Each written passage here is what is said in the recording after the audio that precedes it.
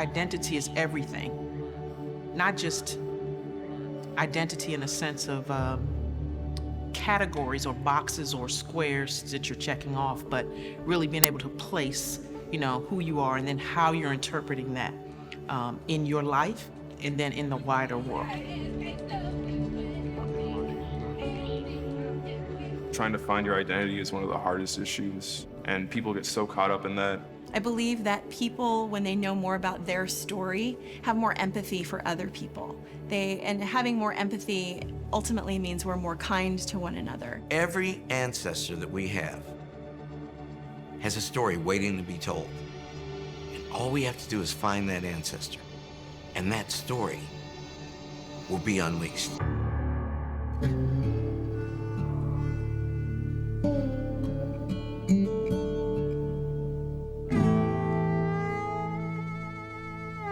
It was only in retrospect that I realized when my love of searching for ancestors was born.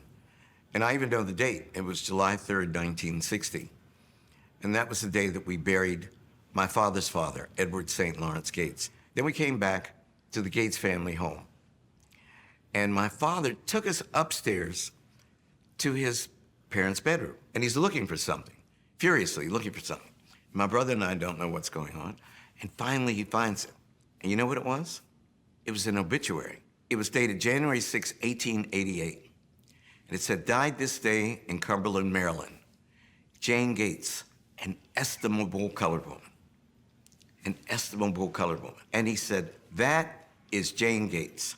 That is your great-great-grandmother. She's the oldest Gates we've ever found. I never want you to forget her name, and I never want you to forget her image. So I figured, wow, I come from this woman who possessed enough quality and dignity for this adjective to be mentioned in her very short obituary. I wanted to connect myself to the man we had buried and to the woman whose photograph we had found in my grandfather's scrapbook.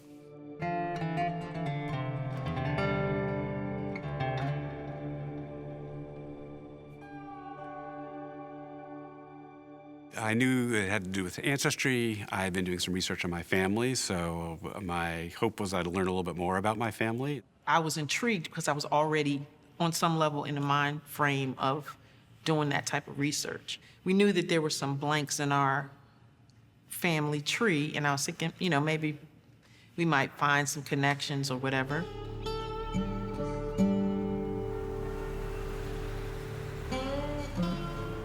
We were all separated as a group at the beginning, and then they brought us together to meet Lisa and have her start to give us the background. Nice to meet you. Sky, okay. Hi. I'm sorry. Gail, Scott, nice to meet you. And then we were just like, hi, how you doing? Didn't know really why we were all together. Well, welcome to Brooklyn. We want to talk a little bit today about the history of this area. Brooklyn at the time, about early 1800s, was really a highly agricultural area. So once the ferry came into existence, the life in Brooklyn started to really boom. There was a Navy yard that was built down the way. More and more ships were coming in, more and more factories and industries were being built down here. Because there was such hustle and bustle, it also made it a great place for fugitive slaves during that time to come into Brooklyn instead of the city. Because going to the city was more dangerous. Slave catchers trying to return them to their masters for rewards or things like that. And as slave catcher, I mean, is this a job that anyone could take on? Do you have to be deputized? Or how did that work? No, I mean, anyone at any time was encouraged to return a slave to the owner because it was a slave was considered property. If you harbored a slave in your home, or if you helped them across, a river, you were considered a thief because you were stealing property. The Fugitive Slave Act was telling people it is a law that if you know something, you have to then disclose that information. One common misconception is that New York, being a free state since 1827, was a safe place for African Americans, and it really wasn't. New York was heavily, heavily invested in the Southern economy. Whereas Brooklyn, on the other hand, they were very pro-union. There was a lot of abolitionists. Think about that, right across the way. It's its own Mason-Dixon line, so to speak, right? Yeah. Okay, so what we're gonna do now is do a walking tour through some different places around Brooklyn that have some really cool historical value.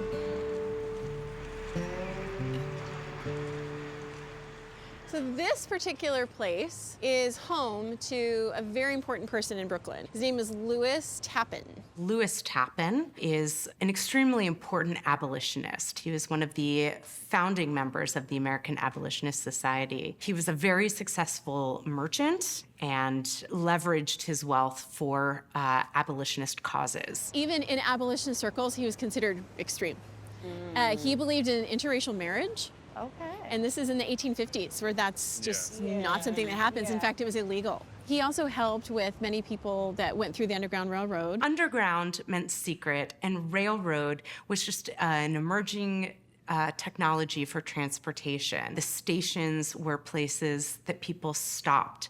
The conductors were the guides that helped people on their way. People themselves who were escaping slavery were often referred to as passengers. A lot of the people that were in the Underground Railroad went to Canada because slavery was abolished there, and so that was the true safe haven. It's a very complicated construct of people that were both white and black helping people get to freedom. He actually brought a fugitive slave to his home and gave this girl a Thanksgiving dinner up in the attic while he was entertaining guests down below. Wow. So had to hide her. This particular fugitive slave actually dressed up as a boy. The more you dig in, the more it becomes real people with real challenges and aspirations, and you start to feel that much more connected to your own history. So we finished here. We're going to take you on one last stop.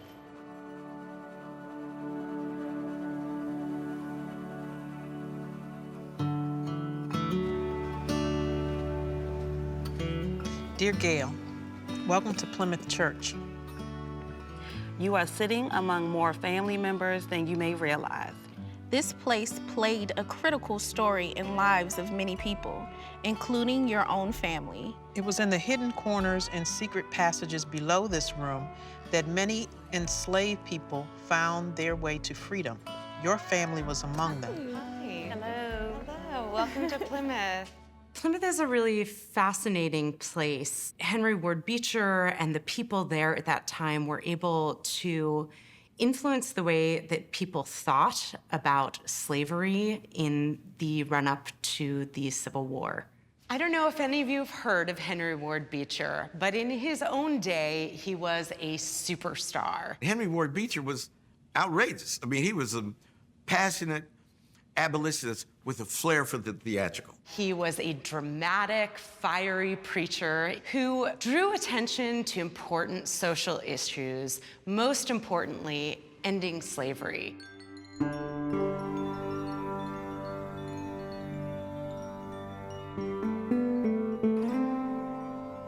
This space was built in 1849 under the direction of Henry Ward Beecher. As we come forward, we'll just take a little moment to notice the row that has Abraham Lincoln's signature on it. This is where Abraham Lincoln sat when he visited the church in February of 1860. But if you imagine this church in the time of Henry Ward Beecher, it would have been filled to the rafters with people. There was no Brooklyn Bridge at that time, so people would come across the river by boat, which came to be nicknamed Beecher boats because so many people came specifically to visit Plymouth and to hear Henry Ward Beecher speak. 2,000 people would come from all over the place. The drawings from the time, it's just a sea of faces because everyone was so absolutely fascinated by Beecher and what he was saying. He was a total rock star. Dear Niall, welcome to Plymouth Church. You were not the first person from your family to find their way here. You were sitting above a catacomb that changed the story of so many people who, like your ancestors, took matters into their own hands to earn their freedom. We're now in the upstairs section of Plymouth Church. In a little while, we're gonna go visit the basement. There was a second level of activity happening here where members of the congregation were working along with members of the Underground Railroad to help people escaping slavery find their way north. Mm-hmm. Dear Gail, welcome to Plymouth Church. You are the daughter of Carol, the daughter of John, Daughter of Robert, the son of Joan, who was the daughter of John. Daughter of Ronald, the son of Joan, who was the daughter of John. who was the son of Joseph, who was the son of Mary, who was the daughter of John and Arabella Weems. John was a free man, but his wife, Arabella, was enslaved. Their children were also enslaved and eventually separated. Hope for reunion became real when the Weems' first daughter, Mary Jane, escaped to Canada. She was free for the first time since her birth. In a powerful demonstration that she finally had control over her own life, she took control of her own name, changing it from Mary Jane to Stella. It may seem small, but imagine the feeling it would have given her to be able to determine for herself who she was. John found in Stella's escape that there was hope for all his children to be together and free. So he came to New York to raise money to buy his own family back. Realizing that the slave trader was making it impossible to buy Anna Marie's freedom, a plan was made. She was able to escape, and she made her way to Brooklyn, dressed as a boy, oh wow, where she was helped by the family of someone in this room. Wow. Wow, I'm sorry. It's like everything is coming back to me. Dear Seth, as you already know, you are the descendant of one of the most influential members of the Underground Railroad in New York. You are the son of Diana, the daughter of Daphne, who was the daughter of Rosamond, who was the daughter of Ellen, who was the daughter of William, the son of Lewis Tappan. Lewis believed in equality and felt deeply that there must be an end to racism. He was a member of this church and may have stood in the spot where you are now. His home is a short walk from here, and its doors were open to provide haven for fugitive slaves. If you look around, you are among the family members of Anna Maria Weems, who has a very personal connection to your family. Lewis Tappan sheltered her in his home after a harrowing escape. She spent her first Thanksgiving night in safety. Regardless of the risk, Anna Marie stayed hidden in the Tappan's home till it was safe to smuggle her to freedom in Canada. Enclosed, you will find the records of a family reunited in Canada in 1861.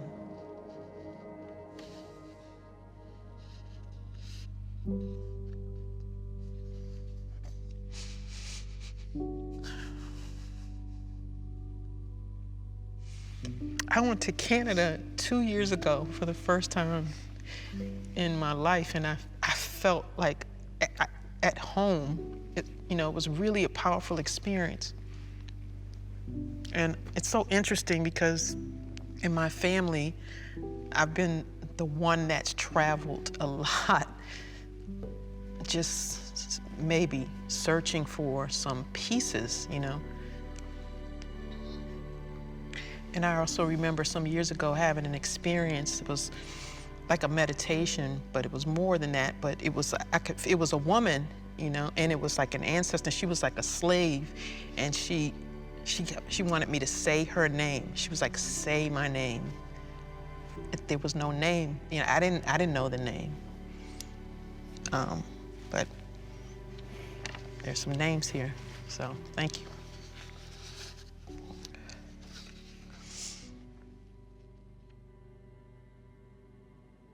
We are now in the space that came to be known as the Grand Central Depot of the Underground Railroad.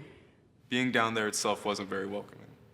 Because I'm too tall to be down there, and imagining what it was like for them, especially if it was a majority black men who were down there.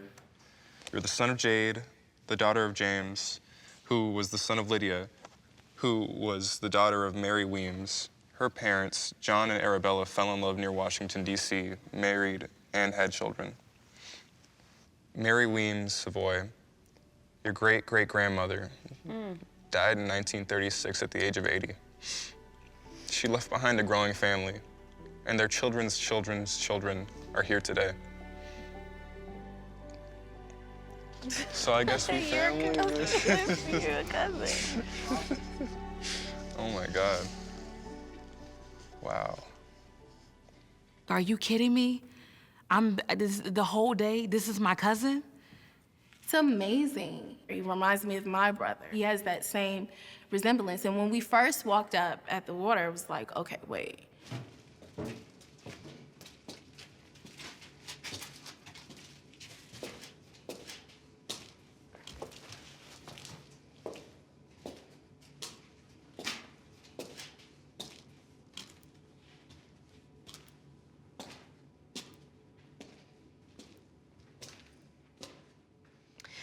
The experience of coming into this place would have been just 1 or 2 people. They would be brought here by a guide. They would land at the Fulton Landing and then walk up the big hill to Brooklyn Heights. And they'd spend a night or 2 nights here and then leave again at night and continue on their way. And when people are here, I always like to give them a little bit of the authentic experience, because it was really more like this. It would have been total darkness. It would have been someone alone.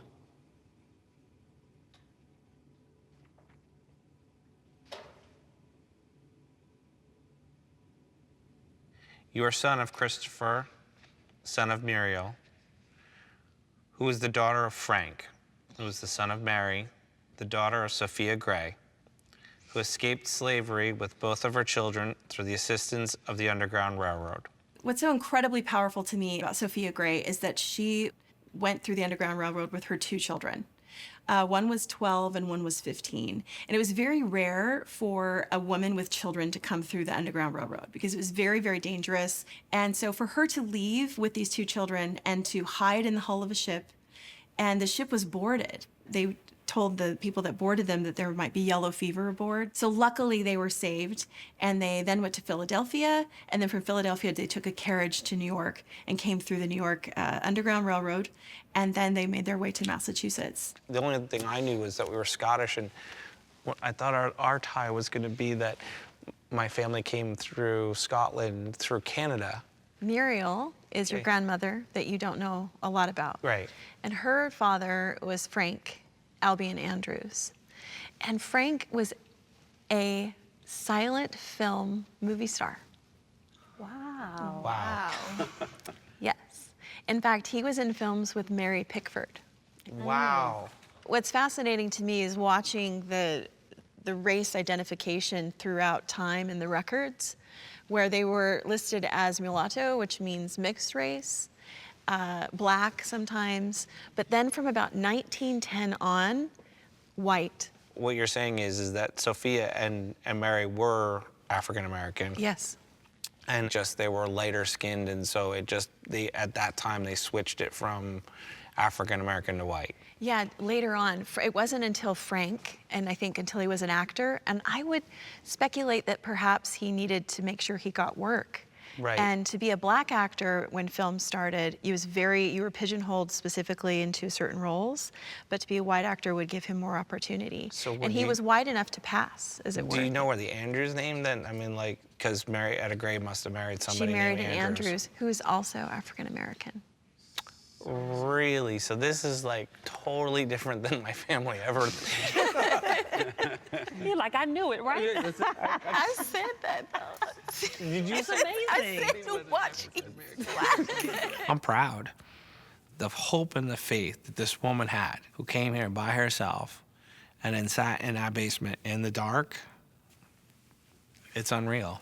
I mean, who would not be inspired by that? These are strong-ass women. These women, like, threw it on their backs and they did it. They survived. This has been, it's been a moving few hours, and certainly last hour or so.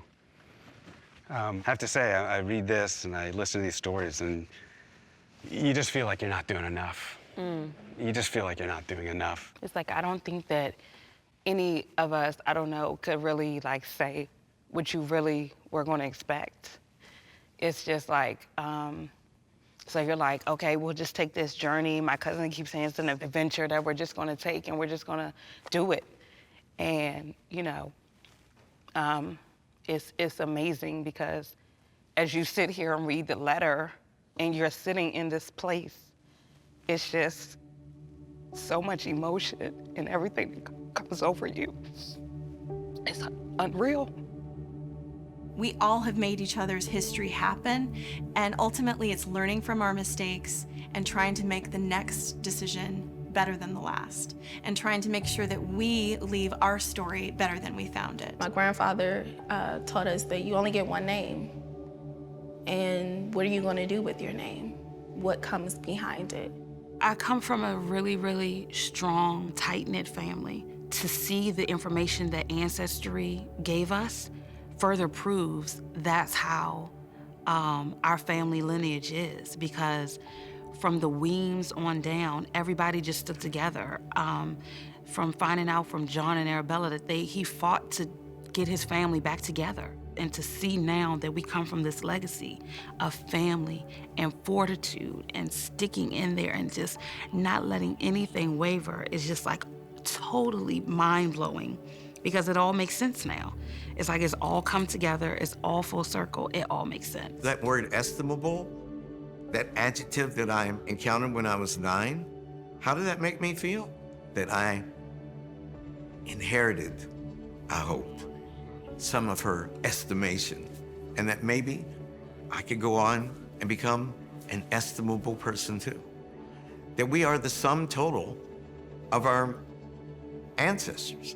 You're not limited by their limitations, but you have the potential of their accumulated sets of possibilities.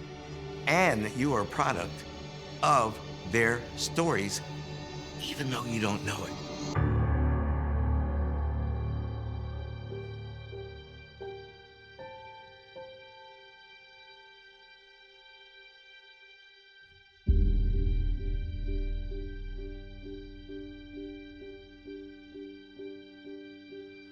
Wade in the water, wade in the water, people, wade in the water. God's gonna trouble the water.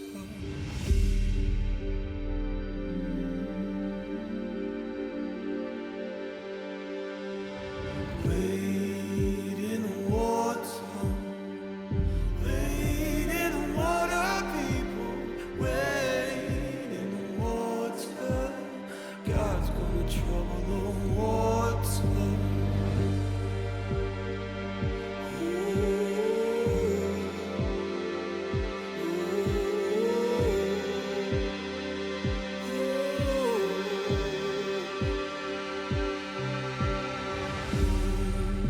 Catching my feet, oh, catching my feet, devil, no, catching my feet.